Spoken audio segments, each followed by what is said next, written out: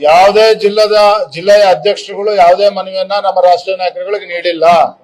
ಯಾರು ಭಯ ಪಡ್ತಕ್ಕಂತ ಅವಶ್ಯಕತೆ ಇಲ್ಲ. ಏನಪ್ಪ ಜೈಲಿನಲ್ಲಿ ರಮೇಶ್ ಜಾರಕಿಹೊಳಿ ಮತ್ತೆ ಬಿಪಿ ಅಧ್ಯಕ್ಷ ಅವರು ಮಾತಾಡಿದ್ದಾರೆ. ವಿಜೇಂದ್ರ ಅವರು ಮತ್ತು ಉಚ್ಚಾಟನೆ ಮಾಡ್ತಾರೆ. ಹರೀಶ್ ಹೆಸರು ಮುಂದೆ ಏನಿದೆ? ಬಿಪಿ ಇದೆ. ಸ್ವಲ್ಪ ಅವರು ಸಹನೆನ ಕಳ್ಕೊಳ್ತಾರೆ ಅವಾಗ ಅದೇನಾರ ಇರ್ಲಿ.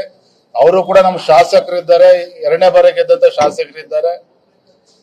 ಇನ್ನ ಬೇರೆ ನೋಟಿಸ್ಗಳು ಎಲ್ಲವೂ ಕೂಡ ಕೇಂದ್ರದ ರಾಷ್ಟ್ರೀಯ ನಾಯಕರ ಮುಂದೆ ಇದೆ, ಎಲ್ಲವನ್ನು ಕೂಡ ಗಮನಿಸ್ತಾ ಇದ್ದಾರೆ. ವಿಚಾರ ಸಂಬಂಧಪಟ್ಟಾಗ ಅಸಮಾಧಾನ ವ್ಯಕ್ತಪಡಿಸ್ತಾ ಇದೆ.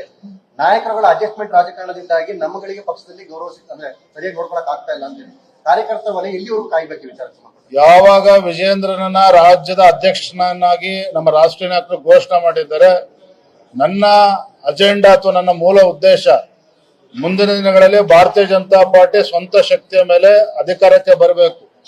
ಎರಡನೇದಾಗಿ ಏನು ಅಡ್ಜಸ್ಟ್ಮೆಂಟ್ ರಾಜಕಾರಣ ಅಂತೇಳಿ ನಮ್ಮ ಕೆಲವು ಕಾರ್ಯಕರ್ತರು ಮುಖಂಡರು ಕೂಡ ಅಭಿಪ್ರಾಯ ಇದೆ, ಅವೆಲ್ಲದೂ ಕೂಡ ಇತಿಶ್ರೀ ಆಡಬೇಕು. ಆ ನಿಟ್ಟಿನಲ್ಲಿ ನಾನು ಪಕ್ಷಕ್ಕೆ ಶಕ್ತಿ ತುಂಬತಕ್ಕಂಥ ಕೆಲಸ ಮಾಡ್ತಾ ಇದ್ದೇನೆ. ರಾಜ್ಯದ ಅಧ್ಯಕ್ಷನ ಪ್ರಾಮಾಣಿಕವಾಗಿ ದುಡಿತಾ ಇದ್ದೇನೆ. ಸರ್, ಯತ್ನಾಳ್ ವಿರುದ್ಧ ಅಷ್ಟೇ ಶಿಸ್ತು ಕ್ರಮನ ಅವ್ರ ಸುತ್ತ ಇರೋರ ವಿರುದ್ಧನೂ ಆಗುತ್ತಾ? ಯಾಕೆ ಅವರನ್ನ ಸುಮ್ಮನೆ ಬಿಟ್ಟಿದ್ದೀರಾ? ಈಗಾಗಲೇ ಕೇಂದ್ರದ ವರಿಷ್ಠರು ಗಮನಿಸ್ತಾ ಇದ್ದಾರೆ.